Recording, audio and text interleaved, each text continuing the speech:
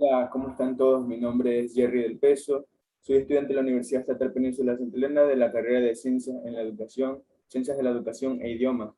Y en esta ocasión les traigo un video en el cual les voy a detallar los temas que vimos durante el primer ciclo que constamos aquí de la planificación que nos facilitó la docente, en la cual encontramos la unidad uno con sus siguientes subtemas. Y posteriormente la unidad temática número 2. En esta ocasión les voy a detallar cada tema de lo que vimos en en nuestra, nuestro primer ciclo del semestre. Voy a proceder a compartir pantalla. Voy a proceder a compartir pantalla para mostrarles las diapositivas. Muy bien. Tenemos como, como, como primer tema Como primer tema de la unidad temática número uno, el centro educativo como una comunidad educativa. En este caso le vamos a detallar un poco sobre lo que vimos en este semestre.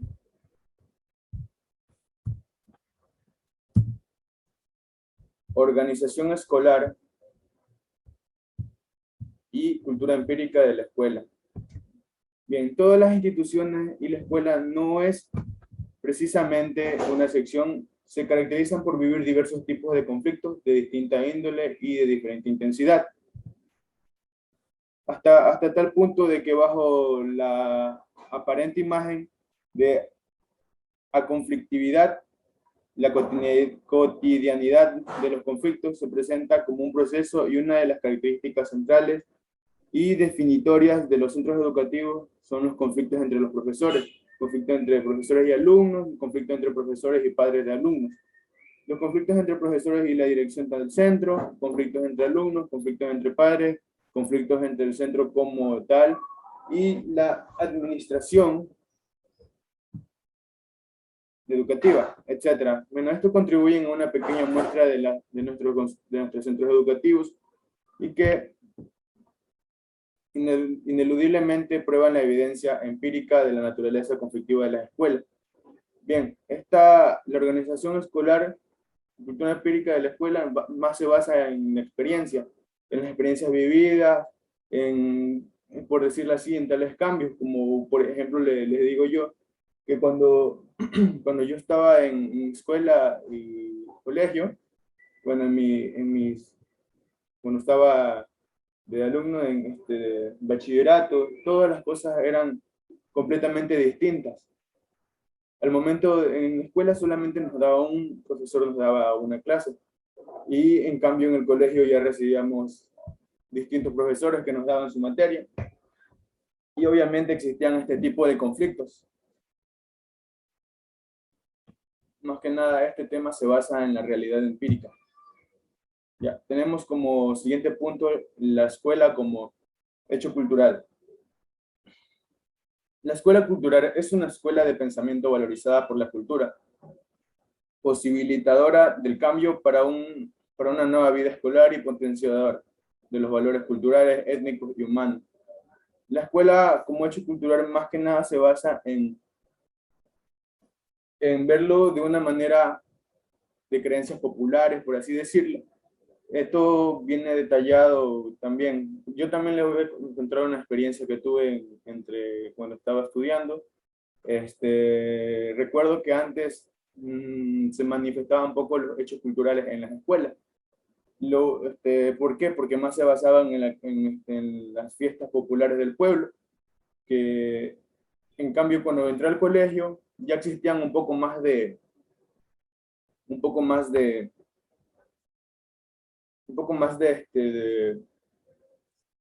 manifestaciones culturales, ya que en el colegio invitaban a grupos culturales como de la Casa de la Cultura, llegaban ahí y hacían su demostración de diferentes maneras. Entonces, este evento se llevaba a cabo cada 2 semanas y era demasiado interesante, la verdad, un cambio extremista que nos presentó el colegio para así darnos nuestros conocimientos previos. La escuela como realidad empírica. La escuela empírica o escuela de la administración empirológica se basa en observar experiencias previas y de esta manera planificar el proceso administrativo. Es decir, que considera importante a la experiencia reciente, suponiendo que alcanza para resolver los nuevos problemas. Esto era lo que le detallaba anteriormente de la escuela empírica, que se basa más que nada en la experiencia vivida en aquel centro educativo, así sea de conflicto, sea de satisfacción. Esto nos detalla esta parte del tema. La genealogía, escuela y cambios experimentados en su organización. Bien, aquí les presento la unidad educativa en donde yo estudié. Este tema más que nada es para ver los cambios que tuvo la institución desde su creación.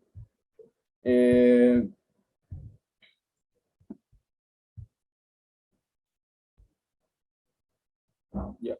La comunidad de Manguera Alto, o sea, del sitio donde yo vivo ya. La comunidad de Manguera Alto requería un colegio, ya que los jóvenes de ese entonces no tenían dónde estudiar en la secundaria.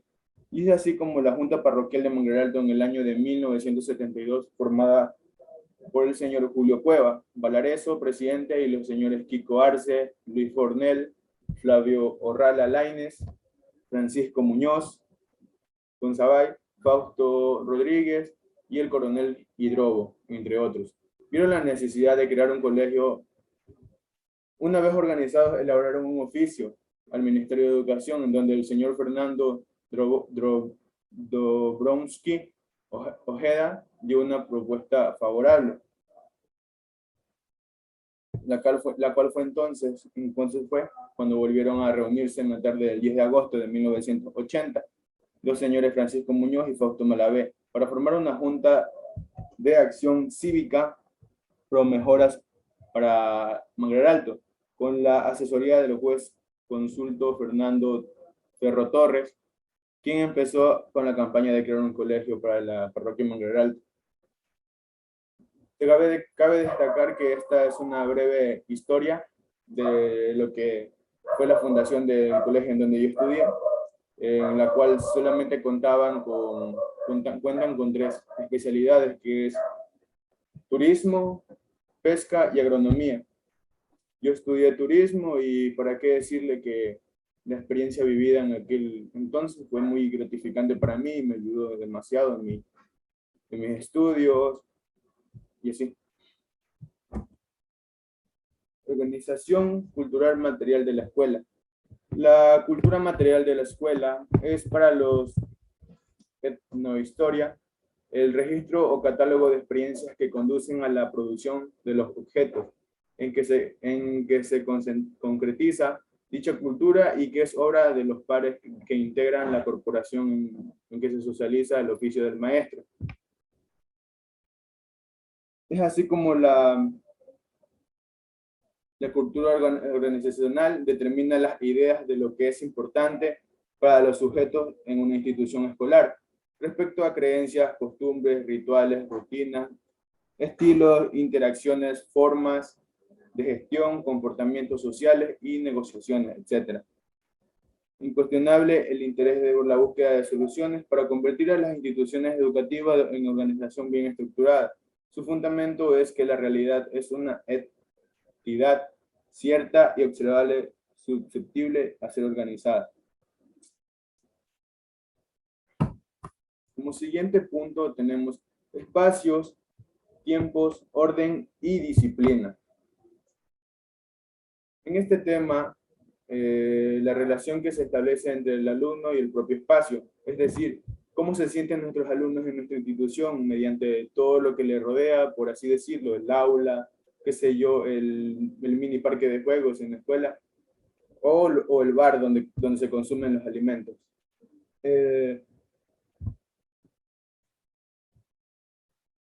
Bien, el tiempo es el tiempo del que le detallamos la clase, o sea, porque siempre hay que ver el tiempo, porque nosotros necesitamos darle un pequeño respiro a los alumnos, ya que si no lo hacemos es posiblemente cansarles o aburrirles. Orden. El orden más que nada se trata en cómo mantenemos organizada nuestra institución para que no haya conflictos entre padres, como lo mencionaba antes, entre padres con profesores, entre alumnos o entre alumnos y profesores. O en caso extremista, padres contra la dirección. Es decir, presentan una queja que el profesor no da el receso, se demora mucho en sus clases, no avanza mucho en sus clases. Es decir, porque siempre suele haber ese tipo de quejas en alguna institución educativa. La disciplina. El código de conducta conocido por el reglamento general de la escuela. La disciplina es un punto que cabe resaltar. ¿Por qué? Porque si la conducta no es buena de un alumno, ¿qué podemos esperar? Porque nosotros decimos que la primera educación viene desde la casa. Entonces, ¿qué podremos decir de un alumno que se porta mal? Hay que controlarlo y así. De eso se trata de la disciplina. Como siguiente punto tenemos agente y programa curricular.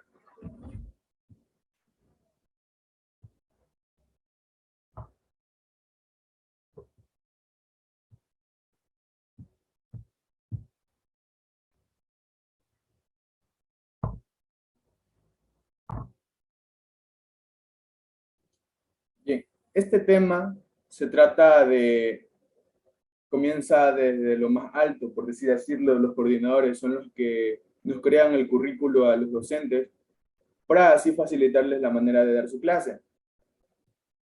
Un claro ejemplo sería el Ministerio de Educación, que nos da ya detallado el currículo y quedar en nuestra clase para enseñar a nuestros alumnos. La dirección. La dirección es demasiado importante y fundamental recalcar que es el director, por así decirlo, es aquel que organiza una institución educativa. La lleva, por así decirlo, se carga la institución al hombro. ¿Por qué? Porque él le ayuda a organizar, ayuda a verificar si los docentes están dando bien sus clases, o también organizar los eventos, más que nada dirigir. Un buen director lleva a que su escuela o institución educativa tenga mayor realce, por así decirlo, realce entre los padres de familia, porque hay veces en que dicen, no voy a mandar a mi hijo a estudiar ahí, ¿por qué? Porque ese colegio es vago, no hace nada. Entonces, con un buen director a la cabeza, yo pienso que una escuela mejora su calidad educativa. Bien, los facilitadores. Este punto recalca más que nada en los docentes, porque los docentes es un punto clave, un punto importante en una institución educativa. Sin los docentes, ¿cómo va a dar la clase?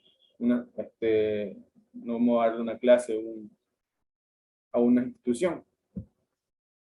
Docente también es el quien guía, quien incentiva, quien motiva a los estudiantes para que ellos vayan mejorando su conocimiento previo y así no tener problemas a futuro.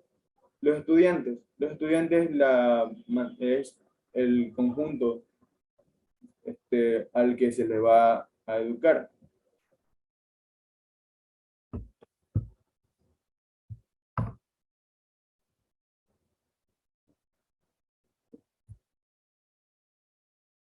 Los estudiantes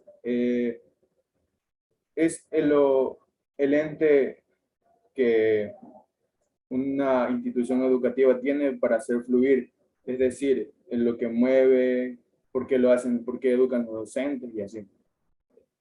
Es el punto más importante a resaltar. Los contextos sociofamiliares.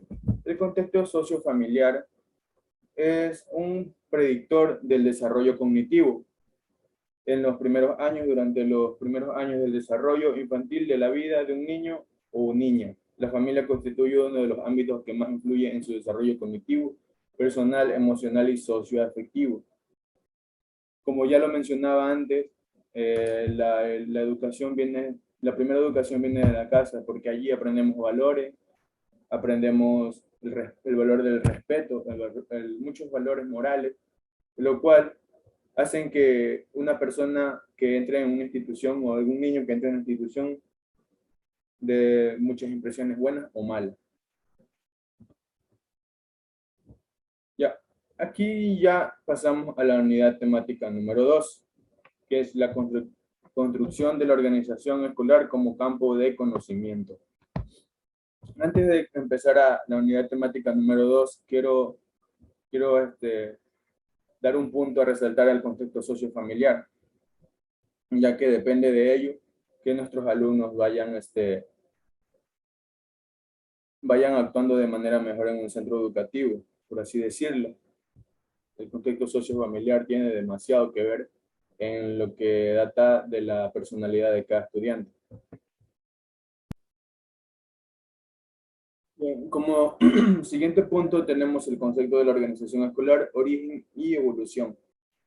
Comenzamos con la antigua Grecia, que nace el pensamiento sobre organizaciones y en los tiempos del filósofo Sócrates constituían corrientes que fueron agrupando a seres humanos e ideas como la de Platón con el idealismo y a Aristóteles como el empirismo.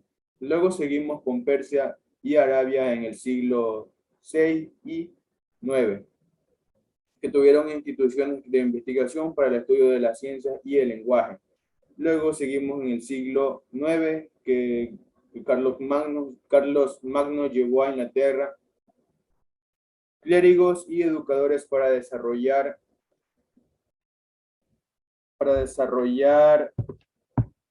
una escuela en el palacio.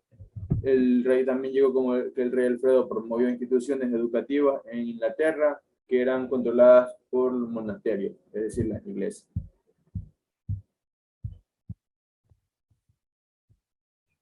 Ya, luego seguimos en el siglo 7 al 9.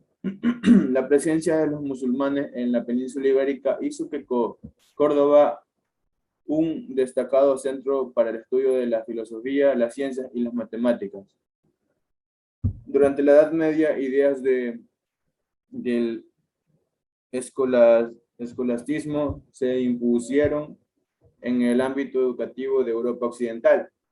El escolasticismo concilia la fe y la razón, la filosofía de Aristóteles y la teología. Tipos de educación caballeresca, que era formación de caballeros, gremial, hijo de agremiados, enseñaban oficios, trabajo práctico y ciudadana, que enseñaba lectura, escritura y cálculo más. Luego, finalmente terminamos en el siglo XX, el cual la educación progresista era un sistema de enseñanza basado en las necesidades y en las intensidades del niño, la expansión de los sistemas educativos, la educación primaria y básica. Obligatoria es hoy prácticamente universal. Las ideas pedagógicas abogan en este momento crucial de la historia del ser humano como ente social por la separación en lo que respecta a la formación intelectual y el desarrollo de sus habilidades y las capacidades. Constituye un movimiento reformador de la pedagogía, enfoque de educación con carácter. Entonces, esto es una breve reseña de lo que tuvo que pasar la educación para la organización escolar para estar en estos momentos así.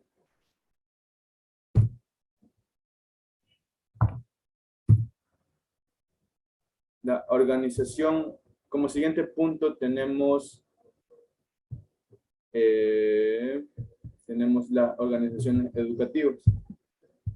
El término organización escolar hace referencia a las normas de procedimiento administrativo y sistema de control necesarios para su funcionamiento y que denominamos escuela como la disciplina académica. Denominamos organización escolar cuyo objeto de estudio son las escuelas. Es decir, la organización escolar va a estudiar a fondo temas que suceden en alguna institución educativa para así mejorar la calidad de educación.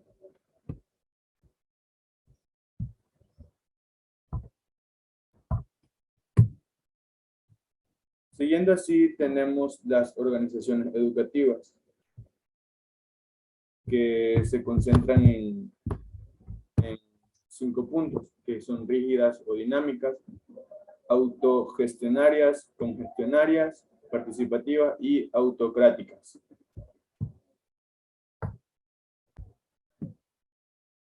Las organizaciones rígidas o dinámicas es una organización que valora la formalidad, las reglas, los procedimientos de operación establecidos como normas y cumplimientos continuos de las tareas. Luego seguimos con las autogestionarias.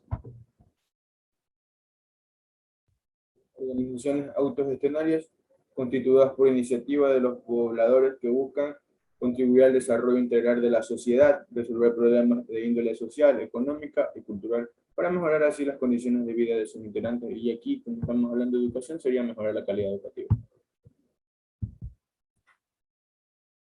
La organización cogestionaria más que nada trata de mejorar la calidad educativa, como ya mencionamos anteriormente. Las organizaciones participativas se encargan de ver que todo, así sea padres de familia, profesores y alumnos, estén participando en la calidad educativa. Las organizaciones autocráticas se trata más que nada en tener una especie de, por así decirlo, director o líder, para que esto nos ayude o nos guíe a mejorar la calidad educativa. Cabe recalcar que las organizaciones educativas más que nada se centran en mejorar la calidad educativa.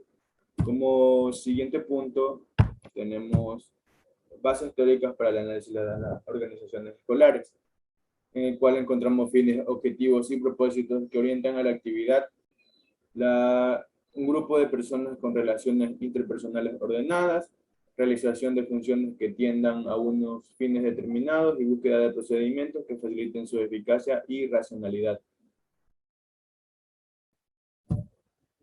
También tenemos la metáfora como herramienta para comprender la complejidad de las organizaciones escolares.